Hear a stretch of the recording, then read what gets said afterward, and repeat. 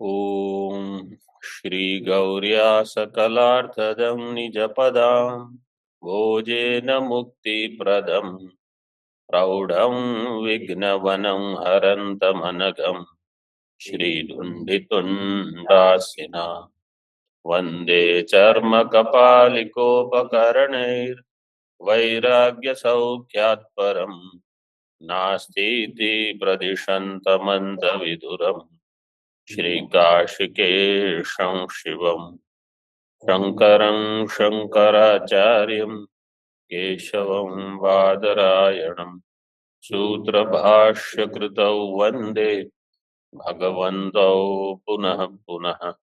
ईश्वरो गुरुरात्मेति मूर्तिभेदविभागिने व्योमवद्व्याप्तदेहाय दक्षिणामूर्तये नमः।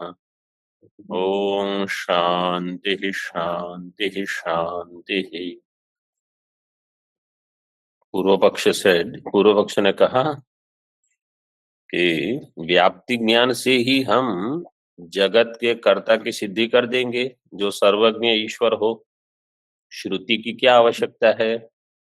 श्रुत्या किम, ये तार्किक भ्रांति है इनकी। तार्किकाणाम भ्रांतिम उपन्यस्यति। भाष्य में एतदेवानुमानम संसारी व्यतिरिक्त ईश्वर अस्तित्वादि साधनम मन्यन्ते ईश्वर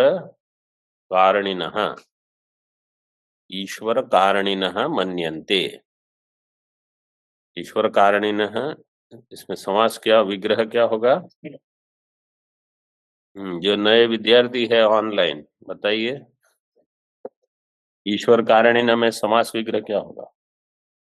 ईश्वर एव कारण इति ईश्वरकारिणी। ईश्वर कारणिनः, इसमें प्रत्यय क्या लगा है? इनी प्रत्यय। इनी प्रत्यय लगा है, तो विग्रह कैसे होगा इनी प्रत्यय वाले शब्दों का? अस्य अस्य अस्ति इति ईश्वर कारणिनः प्रथमा बहुवचन। मन्यन्ते का अर्थ है ईश्वर को कारण मानने वाले ये मानते हैं कि अनुमान से ही सिद्धि हो जाएगी। एतदेव अनुमानम, यह जो अनुमान है वही क्या, संसारी व्यतिरिक्त ईश्वर के अस्तित्वादि का साधन है, ये मानते हैं वो तार्किक। ईश्वर कारणिन है, तो वैसे तो वेदांत भी ईश्वर को कारण मानता है, लेकिन यहाँ आपको लेना होगा ईश्वर को जो निमित्त कारण मानते हैं वो न्याय वैशेषिक। वो चाहिए तो थोड़ा वहां सूचना कर दो, क्योंकि आगे फिर बताएंगे कौन है ये, मतलब वैशेषिक मत ऐसे करके, लेकिन यहाँ केवल ईश्वर कारण न कहा है, तो ये इनकी भ्रांति है। टीका में देखिए, एतदेव अनुमानम एव साधनम न श्रुति ही इति मन्यन्ते इति योजना। एतदेव जो दिया है भाष्य में, भाष्य का एतदेव का अर्थ है एतदेव अनुमानम साधनम कस्य, ईश्वरस्य। ईश्वर के अस्तित्व में यह अनुमान ही साधन है, न श्रुति ही इति मन्यन्ते इति योजना। इस प्रकार से इस शब्दों की योजना करनी है, अन्वय करना है। अथवा एतद् व्याप्ति ज्ञानमेव श्रुत्यनुग्राहक युक्ति मात्रत्वेन अस्मत् सम्मतम सत् अनुमानम स्वतंत्रम इति मन्यन्ते इत्यर्थः। अथवा अलग प्रकार से इसका अर्थ करते हैं, एतद् व्याप्ति ज्ञानमेव, ये जो व्याप्ति ज्ञान है, कौन सा व्याप्ति ज्ञान?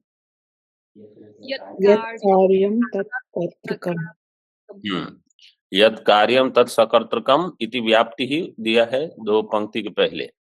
यह व्याप्ति ज्ञान ही श्रुति अनुग्राहक युक्ति मात्रत्वेन जो अस्मत् सम्मतम, अस्मत् का अर्थ है वेदांत मत सम्मतम। वेदांत मत क्या कहेगा? ये जो अनुमान है यत् कार्यम तत्सकर्तृकम, ये श्रुति अनुग्राहक युक्ति है। ये युक्ति कैसी है? श्रुति की अनुग्राहिका, श्रुति अपने आप में प्रमाण है, उसकी सहाय के लिए ये अनुमान है, ये युक्ति है। तो अनुग्राहक युक्ति मात्रत्वेन व्याप्ति ज्ञानम, ऐसा अस्मत् सम्मतम, ये हमारा मत है। अस्मत् सम्मतम सद अनुमानम स्वतंत्रम इति ते मन्यन्ते, वो क्या मानते हैं कि अनुमान स्वतंत्र है, हम क्या कहते हैं कि ये अनुमान श्रुति का अनुग्राहक है, ये भेद है। श्रुति का अनुग्राहक मतलब जैसे द्वैत सिद्धि वगैरह ग्रंथों में श्रुति ने कह दिया नेह नास्ति किंचन, जगत मिथ्या है। अब आपको जगत के मिथ्या की सिद्धि के लिए कुछ युक्ति का बल हो तो आप अपनी बुद्धि को ये निश्चिंत कर सको कि हाँ ऐसा ही है, नहीं तो सुन तो लिया आपने। इसलिए तो ये सब दृश्यत्व, जड़त्व, परिच्छिन्नत्व, आद्यंतवत्व, ये सब हेतु देकर पुष्टि करते हैं, फिर उसमें पूर्व पक्ष उठाते हैं कि दृश्यत्व का अर्थ आप क्या करोगे। हेतु तो आपने दे दिया, जगत मिथ्या दृश्यत्वात्, दृश्यत्व का अर्थ क्या है तो आपको समझाना पड़ेगा। तो अनुमान जो श्रुति ने कहा है उसी को कह रहा है, इसलिए अनुग्राहक हुआ। श्रुति से विरुद्ध कोई अगर अनुमान कर देगा तो वो तो श्रुति उसका बाद कर देगी, क्योंकि मुख्य प्रमाण हमारा श्रुति है। इसलिए आगे बताएंगे ये सब धीरे धीरे, ब्रह्म सूत्र में भी ये सब बता देते हैं। मतलब ये हमारा आकर ग्रंथ है, इसी से बाकी सब जगह जितना इसको दोहन किया है वो निकलेगा इससे। अब आगे देखिए, सर्वज्ञत्वम आदि शब्दार्थ है, भाष्य में दिया है संसारी व्यतिरिक्त ईश्वर अस्तित्वादि, वहां जो आदि है सर्वज्ञ तो वहां जोड़ देना है, मतलब ईश्वर का अस्तित्व और ईश्वर के सर्वज्ञत्व में अनुमान ही प्रमाण है, ऐसा वो मानते हैं। दो चीज सिद्ध करनी है, क्योंकि कोई कहेगा ठीक है अनुमान से आपने अस्तित्व सिद्ध कर लिया, वो ईश्वर सर्वज्ञ है, वो अनुमान से कैसे सिद्ध करोगे, उसके लिए भी तो कुछ बल चाहिए। यद्वा अन्य प्रकार से कहते हैं, व्याप्ति ज्ञान सहकृतम एतत् लक्षणम एवं अनुमानम स्वतंत्रम मन्यन्ते इत्यर्थः। व्याप्ति ज्ञान सहकृतम एतत् लक्षणम, एतत् लक्षणम कौन सा लक्षण, कार्य लक्षणम सर्वज्ञत्वात्, ईश्वर नहीं नहीं नहीं, लक्षण यहां लेना है जन्माद्यस्य, ये लक्षण है। व्याप्ति ज्ञान तो है ही, यत् कार्यम तत्सकत, लक्षण यहां लेना है जन्मादि। व्याप्ति ज्ञान सहकृतम लक्षणम, देखो दो चीज है ना, व्याप्ति ज्ञान अलग, उसके सहकारी हो जाएगा लक्षण, वो हम आगे जब विचार आएगा तो करेंगे इस पर। ये स्वतंत्र मन्यन्ते, स्वतंत्र मन्यन्ते के हाँ तार्किका, तो स्वतंत्र इसका अर्थ क्या हो गया, वो कहते क्या है अनुमान और सूत्र ये दो ईश्वर की सिद्धि कर देंगे। किसको हटा दिया इन्होंने, श्रुति को। ये पक्ष पहले जो थे वो यास्क आचार्य का वो जो निघंटु का सूत्र था उसको लेकर कर रहे थे, अब इन्होंने अनुमान को लेकर अपनी पुष्टि कर रहे हैं। सब अपनी अपनी तरह से विचार करते हैं। तत्रायम विभाग है, अब विभाग बताते हैं। विभाग किसमें, ईश्वर के अस्तित्व की सिद्धि में और ईश्वर के सर्वज्ञत्व की सिद्धि में।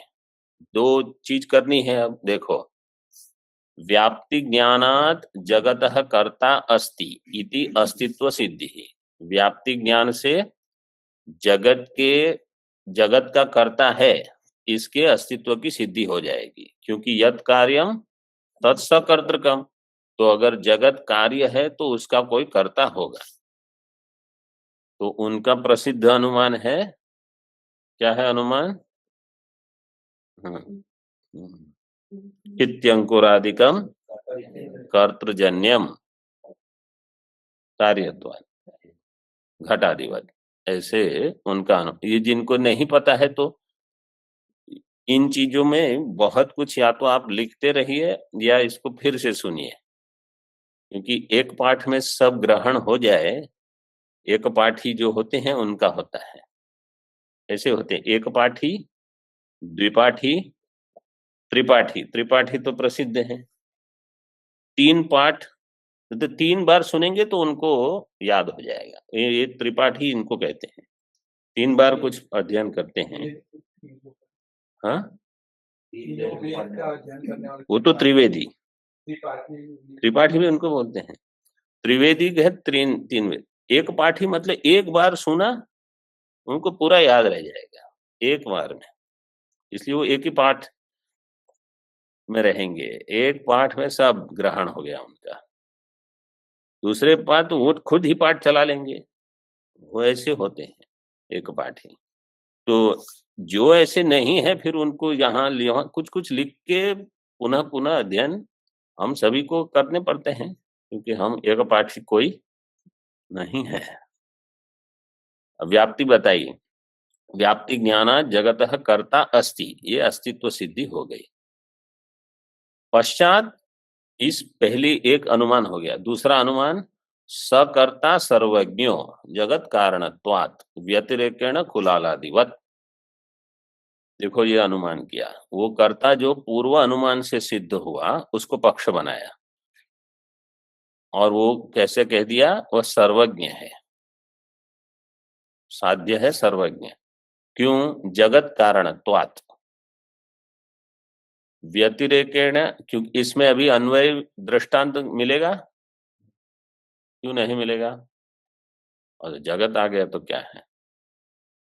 क्या बोलिए?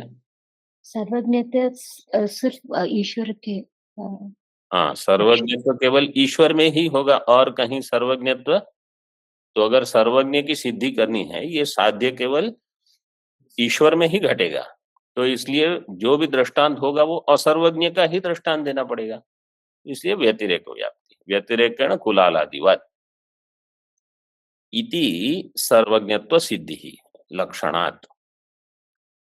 अन्य प्रकार से भी इसको घटाते हैं, जैसे घटस्य कर्ता घटज्ञ है, पटस्य कर्ता, यंत्रस्य कर्ता यंत्रज्ञ है, तो यो यस्य कर्ता स तज्ज्ञ है, ये व्याप्ति हो जाएगी।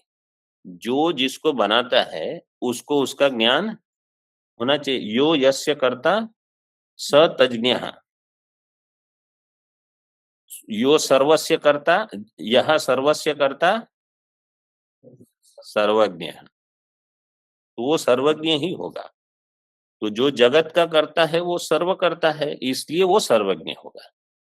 ये व्याप्ति ऐसे भी बना सकते हैं, इसमें सकर्ता, इसमें हाँ पक्ष तो यहाँ करता है, मतलब ईश्वर, पक्ष में लेना है ईश्वर।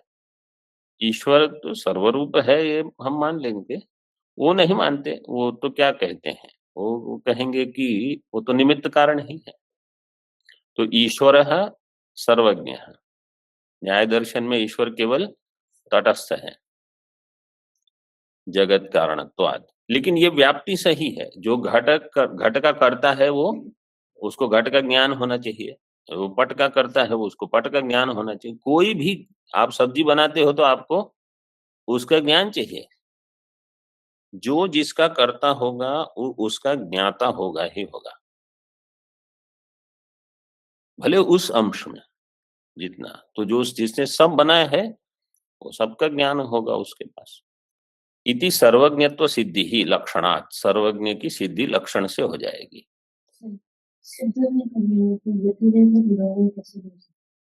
व्यतिरेक इसलिए कि कुलाल जो है वो इसकी व्यतिरेक व्याप्ति के, हाँ, यो न सर्वज्ञ स न जगत कारण। और ऐसे ही नहीं, सिद्ध ये करना है कि ईश्वर सर्वज्ञ है, तो जो जगत का कारण होगा वो सर्वज्ञ होगा, ये सिद्ध करना है। ठीक है, तो आपत्ति सर्वज्ञ नहीं है, उसी को मांगकर मतलब अन्वय दृष्टि। आप ये कहते हो कि ईश्वर के अतिरिक्त कोई सर्वज्ञ नहीं है, ये मान करके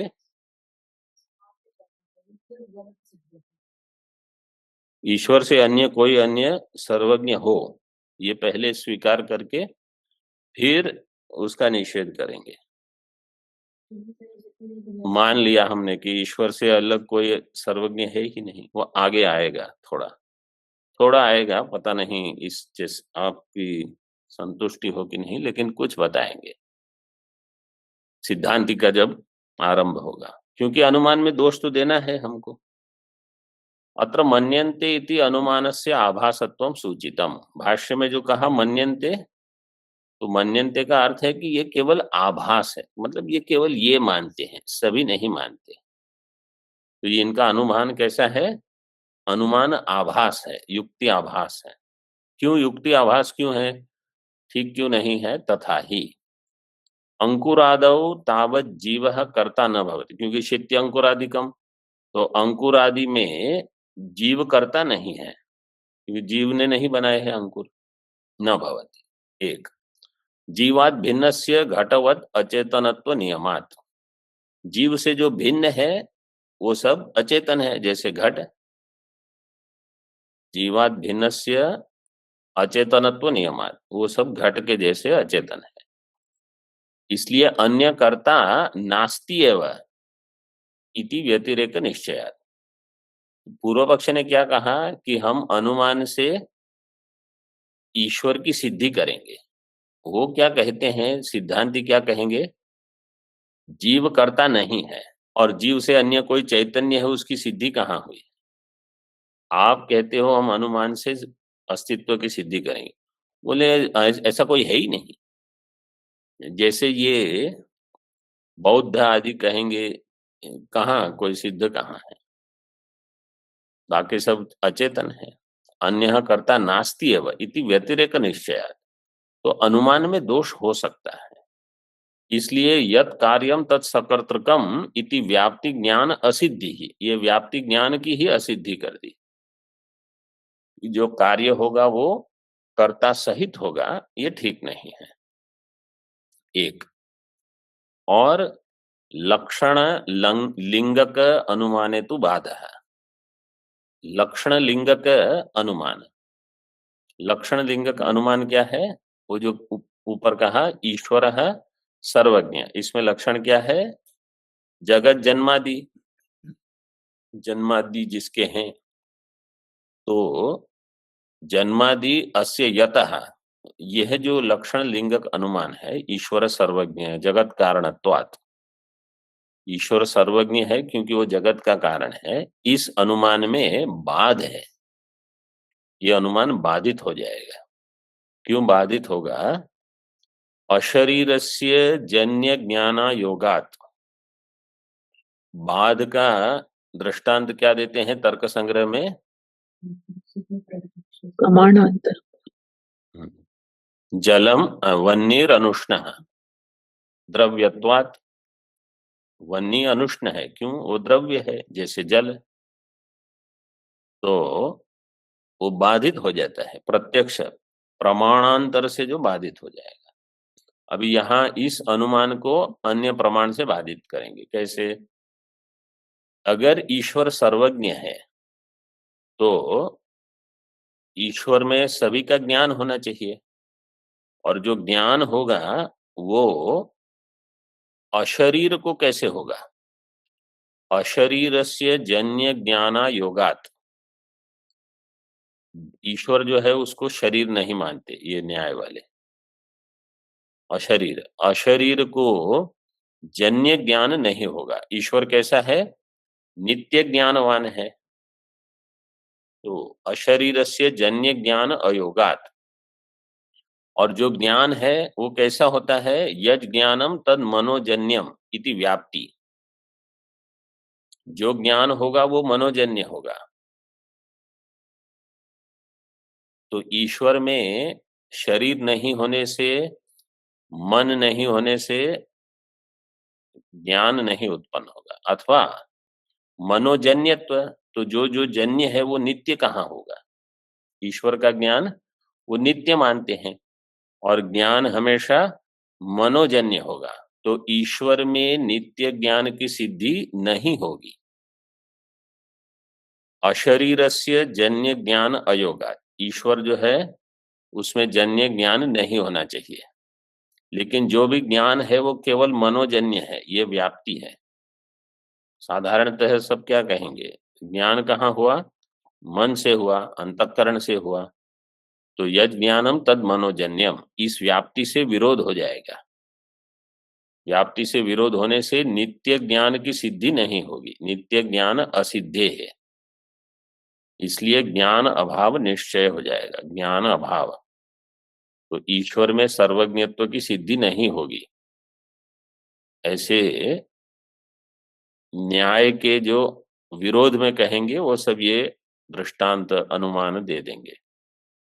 नित्य ज्ञान असिद्धेर ज्ञानाभाव निश्चयात, तस्माद अतीन्द्रियार्थे श्रुतिरेव शरणम, इसलिए भाष्यकार कहेंगे, मतलब वेदांती कहेगा कि अतीन्द्रिय अर्थ में श्रुति ही प्रमाण है। आप अनुमान करके कुछ सिद्ध कर दोगे, और अनुमान में क्या होता है, आज किसी ने एक अनुमान कर दिया, युक्ति से सिद्ध हो गया, वही व्यक्ति 5 वर्ष के बाद वही सोचेगा इसमें कुछ कमी है, यही अपना ही अनुमान उसको उसमें दोष दिखेगा।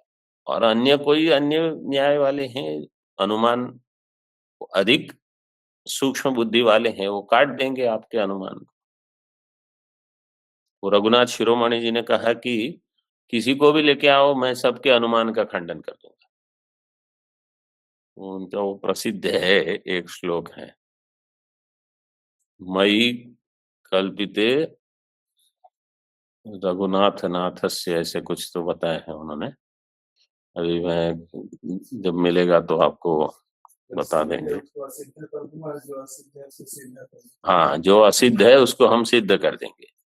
कोई कहेगा वो सिद्ध है, हम असिद्ध कर देंगे, जो असिद्ध है उसको युक्ति से सिद्ध। युक्ति का ये बल है, लेकिन इसमें कोई प्रतिष्ठा नहीं रहेगी, इसलिए श्रुति रेव शरण। तो अतीन्द्रिय में 2 हैं मुख्य, एक है धर्म और एक है ब्रह्म। धर्म में भी श्रुति प्रमाण होगी, ब्रह्म में भी श्रुति ही प्रमाण होगी। श्रुत्यर्थ संभावना अर्थत्वेन अनुमानम युक्ति मात्रम न स्वतंत्रम इति भावना। श्रुत्यर्थ संभावना अर्थत्वेन, श्रुति के अर्थ की संभावना के लिए अनुमान युक्ति मात्रम, ये हो गया उस सहकारी का अर्थ। सहकृत श्रुति के अर्थ में अगर हमको लगता है कि ये कैसे संभव हो सकता है, जगत मिथ्या कैसे हो सकता है, ब्रह्म मात्र है, अन्य कुछ नहीं है, अद्वैत मात्र है, ये कैसे हो सकता है। तो अद्वैत मात्र की सिद्धि के लिए आपको द्वैत को मिथ्या बताना पड़ेगा। तो द्वैत को मिथ्या श्रुति ने तो बता दिया, लेकिन अगर बुद्धि वहां स्थिर नहीं हो पा रही है तो उसको अलग अलग प्रकार से समझाना, यही तर्क का कार्य है। तर्क यही करता है, देखो ये ऐसा कैसे हो सकता है, क्योंकि ऐसा है, क्योंकि वैसा है, ऐसे ऐसे करके। प्रत्यक्ष प्रमाण अगर कहता है कि जगत सत्य है, तो कहेंगे कि प्रत्यक्ष प्रमाण ये नहीं कहता कि जगत सत्य है। प्रत्यक्ष प्रमाण क्या कहता है, ये घट है, ये पट है, इसका ये रूप है, इसका ये शब्द स्पर्श रूप रस गंध, उसमें सत्यत्व प्रत्यक्ष का विषय ही नहीं है। ये पट सत्य है, ये तो आप मान के चलते हो, ये पट है, ये प्रत्यक्ष ने बता दिया। ये घट नहीं है, ये प्रत्यक्ष का विषय केवल वहां तक सीमित है। अब वो सत्य है, ये कहाँ कहाँ प्रत्यक्ष ने, आंख ये कहाँ कहती है कि ये सत्य है। ये आपने देखा, आकाश में आपने नीलिमा देखी, वो आंख थोड़ी बताएगी कि ये सत्य है कि नहीं। ये तो आपकी बुद्धि ने बाद में निर्णय करके कह दिया कि प्रत्यक्ष ने कहा कि नीलिमा सत्य है। रज्जु में सर्प देखा, आपने देखा सर्प, वो सत्य है कि नहीं वो निर्णय चक्षुर इंद्रिय नहीं करेगी। चक्षुर इंद्रिय में सामर्थ्य ही नहीं है कि वो सत्य मिथ्या का विवेक करे। वो केवल जो रूप दिखाती है वो दिखा देना, उसका कार्य केवल इतना है। हम क्या करते हैं, रूप भी देख लिया, सत्य तो भी जान लिया, किससे? वो प्रत्यक्ष प्रमाण से। प्रत्यक्ष प्रमाण का वो विषय कहाँ है? तो ये विचार जो है ना, ये युक्ति बताएगी। कोई जब कहेगा कि मैं घट देखता हूं इसलिए सत्य है, तो बोले आप रज्जु सर्प देखते हो इसलिए वो भी सत्य होना चाहिए। तो देखने मात्र से वो सत्य नहीं हो जाता। तो अनुमान का ये उपयोग है कि वहां युक्ति से समझाएंगे, लेकिन वो स्वतंत्र नहीं है, न स्वतंत्रम इति भाव है। अब और एक पूर्व पक्ष है, और एक मतलब यही अभी जिनको परास्त किया, अनुमान को खंडन किया, वो फिर से खड़े होंगे। ननु इदम अयुक्तम श्रुतेर अनुमानांतर भावम अभिप्रेत्य भवदीय सूत्रकृता अनुमानस्य एव उपन्यस्तत्वात् इति वैशेषिकः शंकते। वैशेषिक शंका करेगा, क्या ये आपने जो कहा वो ठीक नहीं है, इदम अयुक्तम। क्यों? श्रुते है अनुमानांतर भावम अभिप्रेत्य, श्रुति अनुमान के अंतर्गत लेकर भवदीय सूत्रकृता, भवदीय सूत्रकृत कौन है? बादरायण भगवान वेद व्यास, उनके द्वारा अनुमान ही उपन्यस्त किया गया है। वो वैशेषिक कहते हैं आपके आचार्य ने अनुमान दिया है सूत्र में, और आप भी कहते हो कि ये न्याय प्रस्थान है, न्याय प्रस्थान में सब हेतु रहेंगे। ये वैशेषिक की शंका है। ननु भाष्य में इहापि तदेव उपन्यस्तम जन्मादि सूत्रे, इह जन्मादि सूत्रे तदेव उपन्यस्तम, तत्का अर्थ है अनुमानम, यहां भी अनुमान ही उपन्यस्त हुआ है। अतो मन्यन्ते इति अनुमानस्य आभासोक्ति ही अयुक्ता इति भावः। अतः मन्यन्ते ये अनुमान में आभास उक्ति है। ये किसने कहा? ये कौन कहेगा? सिद्धांती। कि मन्यन्ते का अर्थ है वो मानते हैं, इसलिए ये आभास उक्ति है। वैशेषिक क्या कहेंगे? ये आभास उक्ति अयुक्त है, मतलब ये ठीक नहीं है, हम इससे सहमत नहीं है। आप कहते हो कि हम जो कहते हैं वो केवल आभास है, और आप जो कहते हो वो सही है, ऐसा नहीं, हम वो नहीं मानेंगे। अब सिद्धांति बताते हैं, देखो उसका विरोध कैसे। यदि श्रुति नाम स्वतंत्र मानत्वम न स्यात् तर्हि तत्तु समन्वयात् इत्यादिना तासां तात्पर्यं सूत्रकृत् न विचारयेत्। तस्माद् उत्तर सूत्राणां श्रुति विचारार्थत्वात् जन्मादि सूत्रे अपि श्रुतिरेव स्वातंत्र्येण विचार्यते नानुमानम इति परिहरति। यदि श्रुति नाम स्वतंत्र मानत्व न स्यात्, मानत्व प्रमाणत्व, अगर श्रुति स्वतंत्र प्रमाण नहीं होती तो तत्तु समन्वयात्, ये जो चतुर्थ सूत्र है, इत्यादि ना इसके द्वारा तासां तात्पर्यम सूत्रकृत न विचारयेत्, उस सूत्र में तासां, तासां श्रुति नाम, श्रुति नाम, इन श्रुतियों का तात्पर्य, क्योंकि तत्व समन्वयात जो सूत्र है ना, इसका विषय होगा सारा वेदांत, क्योंकि सारे वेदांत, ये जो अधिकरण है समन्वयाधिकरण, हमने कहा था सभी अधिकरण में एक विषय वाक्य होगा, चतुर्थ अधिकरण का विषय वाक्य होगा समस्त वेदांत, सभी को लेकर विचार किया जाएगा। इसलिए कहीं कहीं केवल 4 सूत्र पढ़ते हैं कि इसमें सब हो गया ऐसे, और पंचपादी का 4 सूत्र पर ही है, उस पर विवरण 4 सूत्र पर है ऐसे। तो तासाम तात्पर्यम सूत्रकृत, उनके तात्पर्य को सूत्रकार बादरायण ने, भगवान बादरायण ने उसका विचार नहीं किया होता अगर श्रुति स्वतंत्र प्रमाण नहीं होती तो। तस्मात्, इसलिए, लेकिन उन्होंने किया है तात्पर्य निर्णय। तो उत्तर सूत्राणाम श्रुति विचारार्थत्वात्, जो उत्तर सूत्र है मतलब ये चतुर्थ सूत्र है, और आगे भी ये सब श्रुतियों का विचार करते हैं, इसलिए जन्मादि सूत्र भी श्रुति का ही विचार करेगा, न अनुमानम। उत्तर सूत्राणाम श्रुति विचारार्थत्वात् जन्मादि सूत्रे अपि श्रुति ही एवं स्वातंत्र्येण विचार्यते, श्रुति का विचार किया जाता है, न अनुमानम इति परिहरति। परिहरति कहा सिद्धांति न। ये देखो, ये पंक्ति भाष्य में इसको कंठस्थ कर सकते हो तो बहुत सुंदर पंक्ति है। वेदांत वाक्य कुसुम ग्रथनार्थत्वात् सूत्राणाम, केवल इतना ही कंठस्थ करना है। सूत्र क्या है? वेदांत वाक्य कुसुम ग्रथनार्थत्वात्, सूत्र का ये प्रयोजन है। सूत्र मतलब धागा, माला जो बनाते हैं तो उसमें एक सूत्र रहेगा, तो ये भी क्या है? ब्रह्म सूत्र एक सूत्र है। तो कोई पूछेगा कि सूत्र में ग्रथन किसका किया है, किसको आपने जोड़ा है? जैसे माला में पुष्प रहते हैं कुसुम, तो यहाँ कुसुम कौन है? वेदांत के वाक्य, वेदांत के जो मंत्र हैं वही इसके पुष्प हैं, उसी की एक माला बनाई है सूत्रकार ने। इसमें बीच में अनुमान को घुसेड़ने की कोई आवश्यकता नहीं है, आप केवल यहाँ पुष्प ही पुष्प है। सब वेदांत वाक्य कुसुम ग्रथनार्थत्वात्, ग्रथन अर्थ इसका अलौकिक विग्रह कैसे होगा? ग्रथनाय इदम, सूत्र के लिए।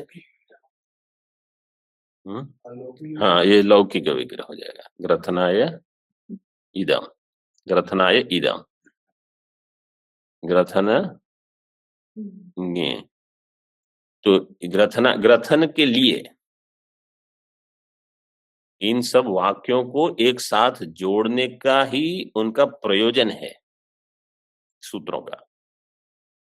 वेदांत वाक्य, ये 2-3 पंक्ति भाष्य की पहले देख लीजिए।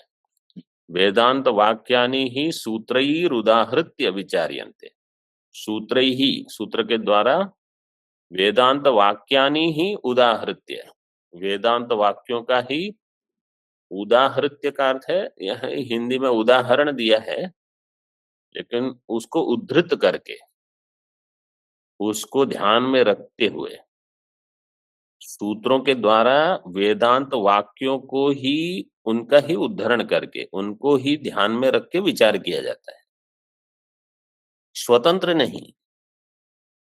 तो अनुमान को बीच में कोई लाने की आवश्यकता, क्योंकि मुख्य विषय हो जाएगा वेदांत वाक्य ग्रहण करके भी। हाँ, और अगली पंक्ति भी देखिए भाष्य की, बहुत ही सुंदर है। वाक्यार्थ विचारण अध्यवसान निर्वृत्ता ही ब्रह्मावगतिर न अनुमानादि प्रमाणांतर निर्वृत्ता। वाक्यार्थ विचारण अध्यवसान निर्वृत्ता ही ब्रह्मावगति, ब्रह्म का जो ज्ञान होगा, ब्रह्म साक्षात्कार, वो कैसे होगा? वाक्य के अर्थ का विचारण करके अध्यवसाय, एक निश्चय हो, ठीक ठीक, उसी में जिसका पर्यवसान हो जाए, निर्वृत्ता। वाक्यार्थस्य विचारणा, वाक्यार्थ विचारणा, तस्य तस्याः अध्यवसानम वाक्यार्थ विचारण अध्यवसानम तस्मिन् निर्वृत्ता।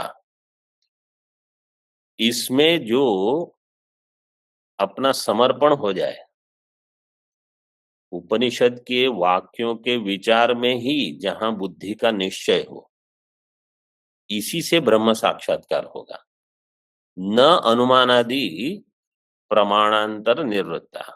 अनुमान आदि प्रमाण का बहुत बहुत विचार करके आपको ब्रह्म ज्ञान नहीं होगा, वो भाष्यकार ने लिख दिया। मुख्य विचार श्रुति का है, तो श्रुति के शब्दों का जितना आप अधिक विचार कर सकते हो और भाष्य की सहायता लेकर अन्य ने जितना आप ग्रहण करोगे, भाष्य टीका को लेकर टिप्पणियां हमारे यहाँ हैं, और अन्य अन्य ग्रंथ में जैसे क्या होता है, पंचदशी का दृष्टांत मैं केवल देता हूं। जैसे पंचदशी का 7वां अध्याय है तृप्ति दीप, उन्होंने क्या किया, एक मंत्र का विशेषण किया, आत्मानं चेद विजानीयात् अयम अस्मीति पुरुषः किमिच्छन् कस्य कामाय शरीरम अनुसंजय। एक मंत्र को लेकर 300 श्लोक हो गए उनके, मतलब इतना चिंतन उन्होंने केवल मंत्र को लेकर किया। अन्य अन्य अध्याय में भी उन्होंने बहुत किया, जैसे द्वितीय अध्याय में सदैव सौम्य इदमग्र आसीत को लेकर विचार किया है।